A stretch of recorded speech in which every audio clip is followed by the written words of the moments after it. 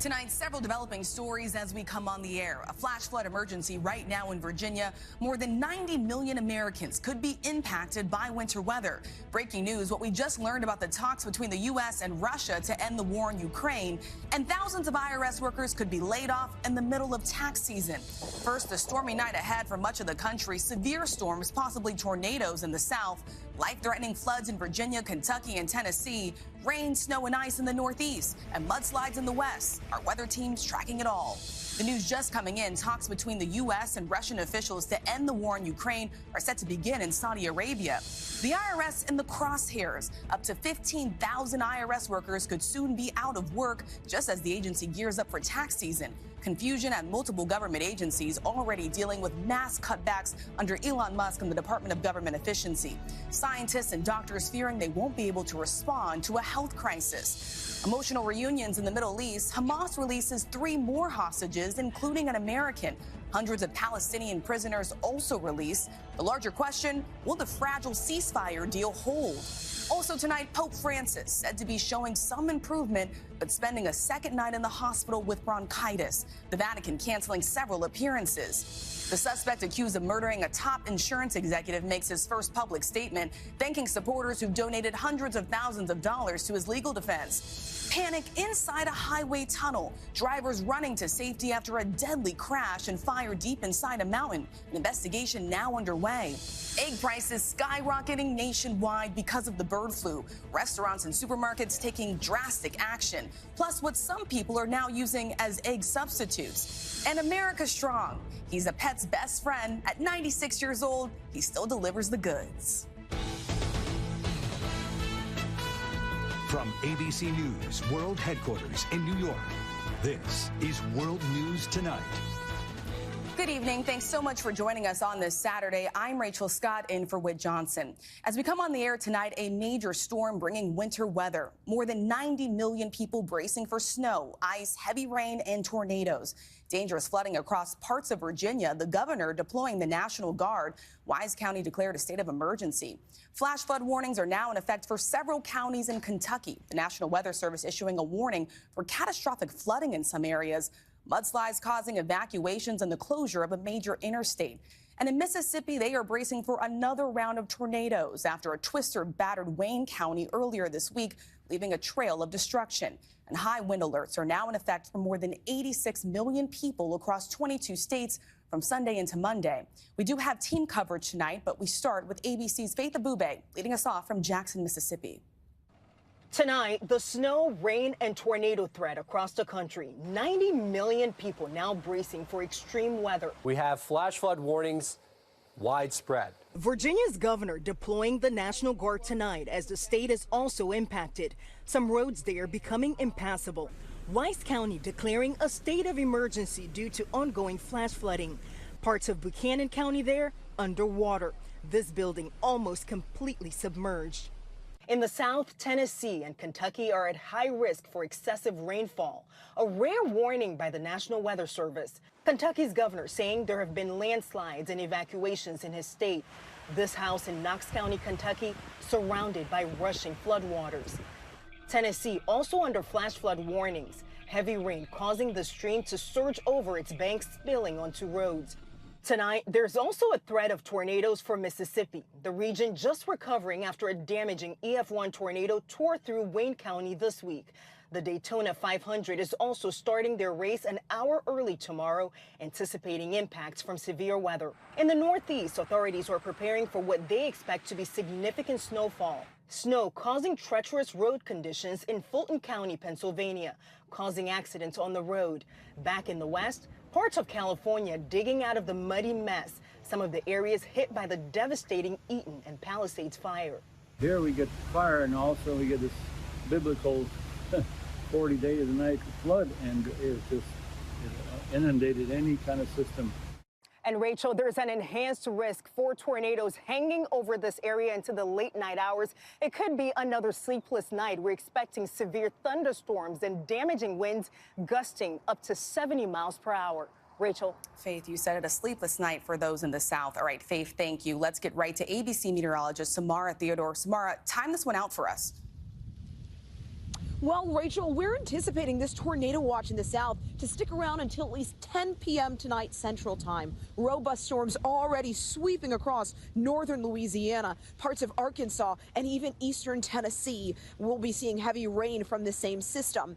So right now we have significant rainfall that could lead to flash flooding, life-threatening flash flooding through parts of Kentucky. On the northern tier of the same storm, snow falling for parts of upstate New York. We're seeing the transition from wintry weather to rain in New York City. And timing it all out, it looks like this storm system will linger in places like New Hampshire and Vermont as we head through Sunday afternoon. By Sunday night, still tapering off for places like Boston.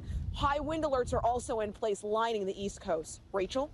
All right, Samara, tracking it all for us. Samara, thank you. We turn now to the breaking news tonight. Top U.S. officials are set to head to Saudi Arabia for talks to end the war in Ukraine.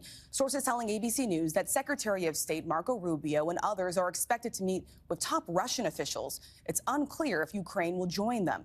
Here's ABC's Jay O'Brien. Tonight, nearly 3 years after Russia's brutal invasion of Ukraine, sources telling ABC News top Trump administration officials are now traveling to Saudi Arabia to try to jumpstart peace talks between Moscow and Kyiv.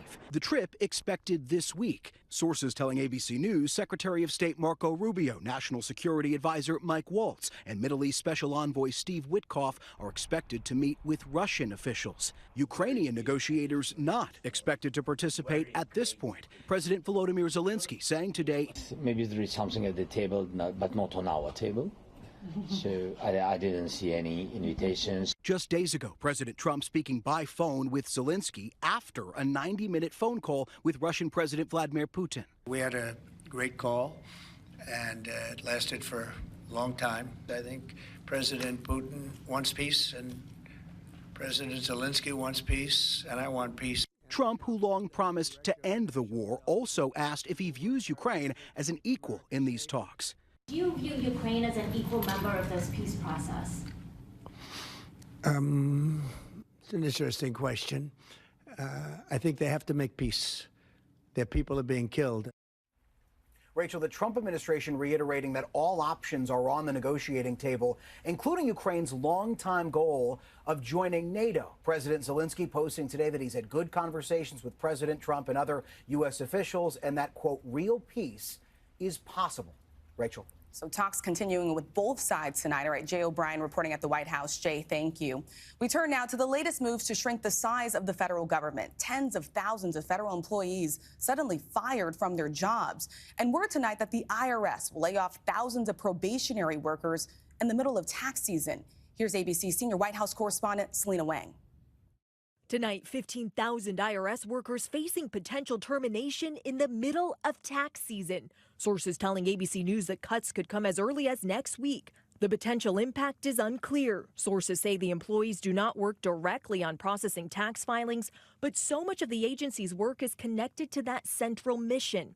It's the latest move in the ongoing and unprecedented purge of the federal workforce. President Trump empowering Elon Musk to dramatically slash the government's budget. We want to downsize government, but make it better. The Trump administration targeting thousands of workers from more than a dozen agencies. So far, more than 1,000 from Veterans Affairs, including First Sergeant Nelson Feliz, who says he feels betrayed after being fired just 2 years from retirement. My job was to take care of troops, making sure they were paid, fed, and slept. Why this is happening to us? No. And another 1,000 fired from the Centers for Disease Control, including as many as half of the agency's doctors and scientists who are sent across the country and world to respond to outbreaks. This is a decapitation of the nation's most important health agencies that have led the world in science, technology, and innovation. This is going to cost more in the end than it saves. The mass firings spearheaded by Elon Musk's Department of Government Efficiency. Hannah Hickman, another recently fired worker, has this message for Musk. We're under attack by billionaires, but I'm not a billionaire. So, for me, the next steps are scary. And tonight, Elon Musk is also sparking concerns within the intelligence community. Doge recently posted details on its website about the headcount and budget for an intelligence agency that designs and maintains U.S. intelligence satellites. And Rachel, sources tell us that this could be a major security breach. Some concerns there. Selena Wang tracking this developing story. It's great to have you with us in New York tonight. All right, Selena, thank you. And tune in to This Week tomorrow morning. House Democratic leader Hakeem Jeffries speaks with Jonathan Karl about how his party is fighting back against President Trump's agenda. We turn now to the Middle East and Hamas releasing 3 more hostages as part of that ceasefire deal with Israel. American Sagi Dekel-Hin having an emotional reunion with his family after 497 days in captivity. More than 350 Palestinians also freed from Israel. Reports that some are in poor health. Meanwhile, Secretary of State Marco Rubio is expected to meet with Israeli Prime Minister Benjamin Netanyahu tomorrow. Here's ABC's Marcus Moore in Tel Aviv tonight. Tonight, relief and happiness in Israel as their families and an entire nation watched 3 hostages emerge from captivity in Gaza. Among them, American Sagi Dekel-Hin. The 36-year-old, now father of 3, was taken from Kir Az on October 7th. These moving images show him reuniting with his wife today, who gave birth to their 3rd daughter while Hamas held him hostage. There were many heartfelt reunions broadcast for the world to see. Families gathered around a screen at Hostage Square in Tel Aviv. Those emotions quickly shifting to concern for the remaining 70 hostages, including Vicky Cohen's 20-year-old son, Nimrod. I was really glad for them, but I was also very worried for my son, Nimrod. This is our mission, to bring Nimrod back home. Families are imploring Prime Minister Netanyahu to move into phase 2 of the ceasefire, which would bring all of the hostages home. While in Gaza and the West Bank, more reunions. Over 300 Palestinian prisoners were released in return for those 3 hostages. And Rachel, Secretary of State Marco Rubio has arrived in Tel Aviv tonight. He's expected to meet with Prime Minister Netanyahu tomorrow morning. And this visit comes as pressure mounts on Israel and Hamas to move to phase 2 in the ceasefire agreement. Rachel. Marcus, thank you. Now to the latest on Pope Francis. The 88-year-old remains hospitalized tonight with bronchitis, but he is said to be showing signs of improvement. ABC's chief international correspondent James Longman is in Rome. And James, what's the latest from the Vatican? Rachel, the Pope is spending a second night in the hospital where he's being treated for bronchitis, but he is getting better. His doctors say that his fever is gone and his test results are improving. He spent the day resting, reading and in prayer, but his doctors have prescribed absolute rest, which means he will not lead the Angelus prayer from here in Vatican City tomorrow, but he will send a message to the faithful. He's said to be very pleased with all the messages of support that he has received, and he's thanked those who continue to pray for his recovery. Rachel? And so many are wishing him well tonight. James, thank you. We turn now to that measles outbreak in rural West Texas. The case is doubling in size to 48, mostly among children and teens. Many of them are either unvaccinated or their status is unknown. It's the state's worst outbreak in nearly 30 years. Here's ABC's Morgan Norwood. Tonight, measles, a disease once declared eliminated in the U.S., spreading rapidly through rural West Texas. 48 cases reported so far, mostly in children and teens, 13 people hospitalized, and all of those infected either unvaccinated or their status unknown. This mom taking no chances when her son came down with mysterious rashes. We just wanted to make sure that if it is the measles, that we get it treated properly. Measles is a highly contagious virus that can lead to serious health complications if left untreated. Health experts say the vaccine is safe and effective, and the 2-shot series is required for most kindergartners entering U.S. public schools. But this outbreak spreading from its epicenter in Gaines County, where health officials say some of the cases appear to be linked to private religious schools. Texas does allow vaccine exemptions, including for religious beliefs, with Gaines County having one of the highest opt-out rates in the state. And with vaccine hesitancy on the rise, health officials warn that we could see more of these measles outbreaks. Rachel? Morgan, thank you. Now to a horrific ordeal in Wyoming. Drivers scrambling for safety after a fiery explosion inside a major interstate tunnel. At least 2 people were killed and several more were injured after the massive car pileup. Drivers and passengers forced to flee the flames and black smoke. What we are learning tonight. Here's ABC's Jacqueline Lee. Another explosion. Tonight, the NTSB is investigating a deadly pileup on a major highway in Wyoming. Stunning images showing thick black smoke billowing out of Green River Tunnel on I-80 after a multi-vehicle crash shut down the highway in both directions. The uniqueness of this one is the fact that it was in the tunnel and how the fire started in the tunnel, which prevented our response into the tunnel. The accident occurring on Friday morning around 11:30. Multiple fires on site, making it so hot that tires started exploding. First responders racing to the scene, announcing 2 people killed in the crash with multiple people injured. I just feel so bad for the people burning alive in there, man. I couldn't even try to help them. Geologists and engineers are inspecting the tunnel's infrastructure. The cause of the crash is under investigation. Rachel. Jacqueline, thank you. Next tonight, egg prices hitting a record high as the U.S. struggles with an outbreak of the bird flu. Some grocery stores even having problems keeping eggs on their shelves. All this as the CDC is reporting another human case of the virus. Here's ABC's Alexis Christoforous. Tonight, as the CDC confirms another human case of the bird flu, the ongoing outbreak wreaking havoc on the nation's egg supply, sending prices to record levels across the U.S. According to the Bureau of Labor Statistics, the price of eggs are up 53% in the past year to $4.95 a dozen. Shortages coast to coast, from long lines for fresh eggs in California to empty shelves in New York. I go to the store and it's like $10 a carton. I'm like, what? Lawmakers in Nevada suspending a cage-free law to meet demand. Stores including Costco, Trader Joe's, Walmart, Whole Foods, and Kroger now limiting how many cartons of eggs customers can buy. All of this coming at a time when breakfast is booming at restaurants. While some chains use substitutes, others use real eggs in their breakfast items, including McDonald's, Taco Bell, Wendy's, Panera, and Waffle House, which recently added a 50-cent surcharge per egg. Others are scrambling to come up with egg alternatives, like tapioca starch for some recipes, or increasing portion sizes for non-egg items like meat and potatoes.